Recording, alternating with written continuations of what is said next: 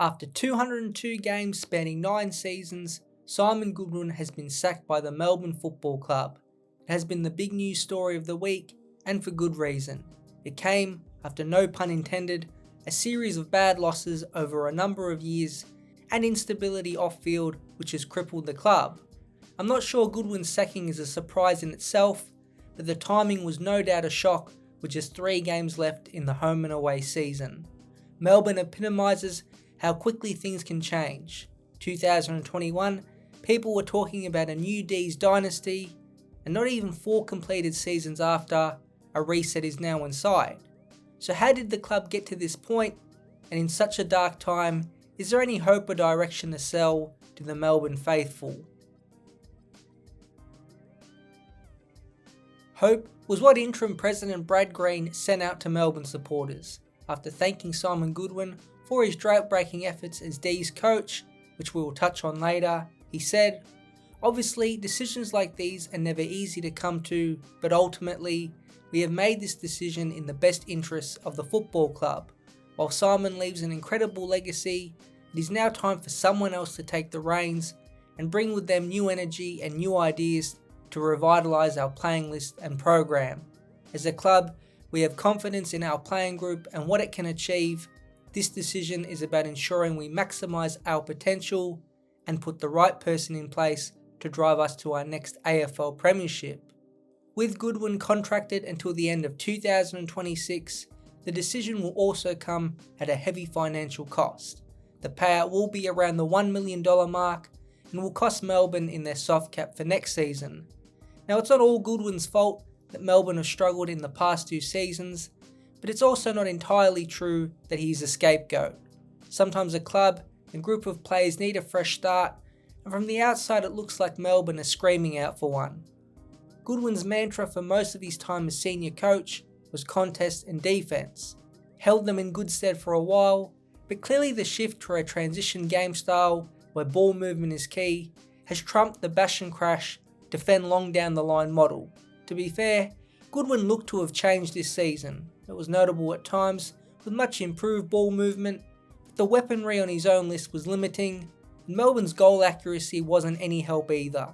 The forward 6 group has been the biggest issue even when Melbourne were finishing top 4, and with Jake Melksham the most dangerous forward, it paints the picture of the tools Goodwin had at his disposal. Like always, all the parties involved need to take some responsibility, but unfortunately for Goodwin, the senior coach is the one that often loses their job. But it wasn't just the on-field problems in 2025 specifically. The off-field is linked and played a big role in the change. The past few years at Melbourne saw their culture tested, something else we will touch on, but coming into and during the 2025 pre-season, the D's dished out a lot of words. Love, connection, and even a camp in Bright to reset those 2 things. At the time, people questioned the leader's words, which came from Goodwin, Captain Max Gawn and others, and in hindsight those questions were fair. Did Melbourne try to conjure up love and connection and almost speak it into existence? Probably. The club tried one last go to create harmony in the group, but it was just too late.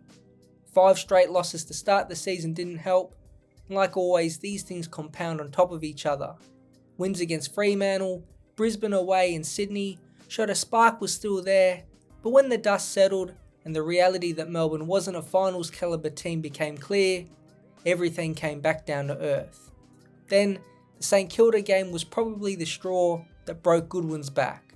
A 46-point lead blown at 3/4 time and a catastrophic last few seconds where Goodwin himself was looking just as bemused as his own players on the field.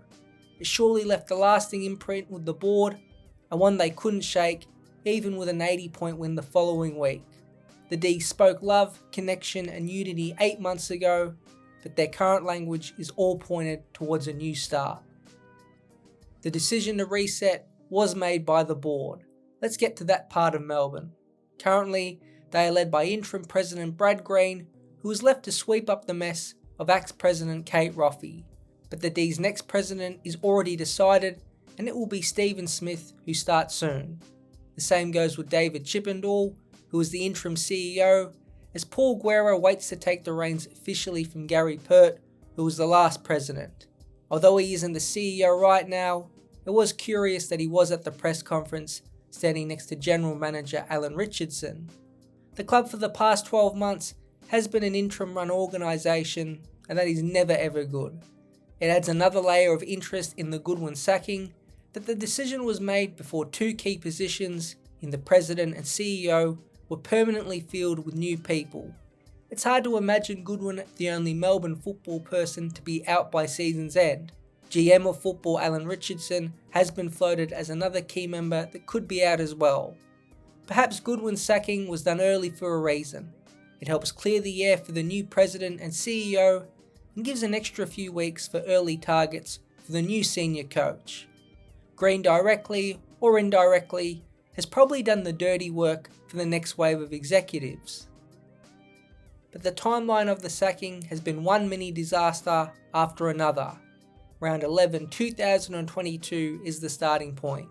The 10-win and 0-loss Demons were up by 25 points at halftime at home against Fremantle. They would go on to lose by 38 points. From round 12, the D's went 5-6 in the home and away season, losing a home qualifying final to Sydney, and then the semi-final to Brisbane, where inaccuracy in front of goal reared its head. The cracks behind the scenes began to show that season. Stephen May and Jake Melksham clashed in an alcohol-fueled fight, and in the off-season, young star Luke Jackson decided to part ways to Fremantle. Then the Brodie Grundy decision was made. The pairing with Max Gawn flopped, despite wins getting on the board during the season, and Grundy appeared just one time after round 17 in the AFL squad. There was a chance taken by the club, but it didn't work out. Melbourne still won 16 games and finished 4th, almost managing to come back from a 25-point three-quarter time deficit against eventual premiers Collingwood, before blowing the semi-final to Carlton, conceding a late goal and kicking 9 goals and 17 behinds.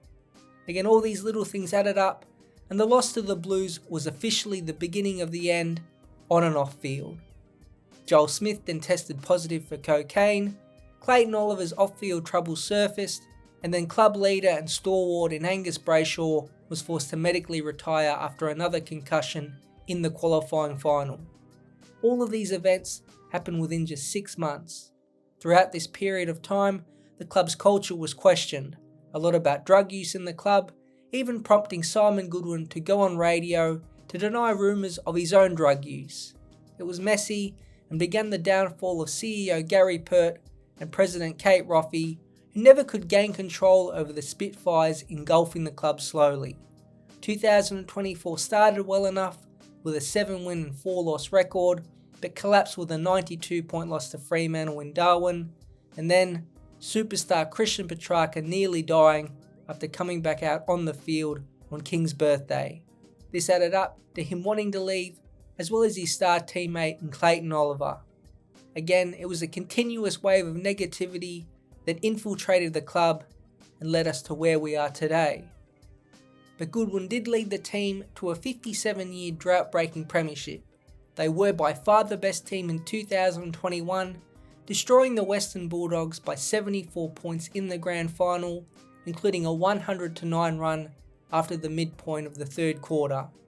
The year embodied what Melbourne tried to conjure up this year: selflessness, true connection, and a ferocious attack on the ball led by that midfield. Looking back at the 23 on grand final day, it had star power at their peak, a brick wall defence, and elite role players throughout each of the lines. The fact that 16 of the players that played that game are still on the list shows the steep decline under Goodwin. Some have said Melbourne should have become a dynasty and won another premiership or two, but Goodwin and that group of players should be applauded for at least getting one. They are incredibly difficult to win, and the fashion they did it in 2021 was thrilling. But the good times have come to an end, so the future is in focus. John Longmire has already been rumoured as a top candidate, but with some time in the club's hands, you would think a thorough process would be undertaken, with lots of candidates in the mix, and with the new president and CEO collaborating. It does make the upcoming trade and draft period interesting. Petrarca, Oliver, Lever, McVie and Fritsch are all names that have been thrown around as possibilities to join other clubs, So perhaps the next coach will be introduced earlier than expected, so their future plans of these players and others becomes clear. This would then help list management either move them on or plan around them. Melbourne still have a decent core of young players, and at times this year they have shown the ability to play the modern game.